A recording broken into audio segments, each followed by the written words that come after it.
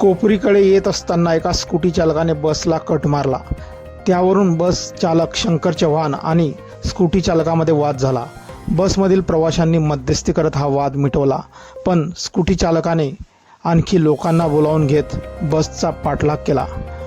कोपरी येथे शेवटच्या बस स्थानकावर बस थांबली। त्याचवेळी बसमध्ये कुणीही नव्हते। त्यावेळी स्कूटी चालक त्याच्या साथीदारांसह बसमध्ये घुसला आणि त्यांनी थेट दांड्याने मारहाण करण्यास सुरुवात केली। डोक्यात दांड्याने मारले।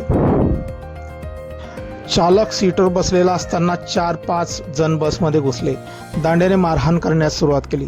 त्यांनी डोक्यात मारले, त्यानंतर त्याचे कपडे फाडले आणि त्याला जबरदस्ती खाली खेचत नेले आणि लाथाबुक्क्यांनी बेदम मारहाण केली। यात चालक गंभीर जखमी झाला आहे। मीरा भाईंदर महापालिका परिवहन विभागाच्या बस चालकावर हा हल्ला करण्यात आला आहे। मिळालेल्या माहितीनुसार 9 एप्रिल रोजी दुपारी 3:55 कोपरी गावामध्ये ही घटना घडली आहे। शंकर गजानन चव्हाण असे हल्ल्यात जखमी झालेल्या बस चालकाचे नाव आहे। आरोपी आणि त्याच्या साथीदारांनी बस चालकाचे कपडे फाडले। सगळ्यांनी मिळून त्याला जबरदस्ती बसमधून ओढत खाली नेले। त्यानंतर बसमधून खाली नेल्यानंतर रस्त्यावर पाडले आणि सगळ्यांनी त्याला लाथाबुक्क्यांनी बेदम मारहाण केली। काही वेळात तिथे पोलीस आले आणि त्यांनी परिस्थिती नियंत्रणात आणली।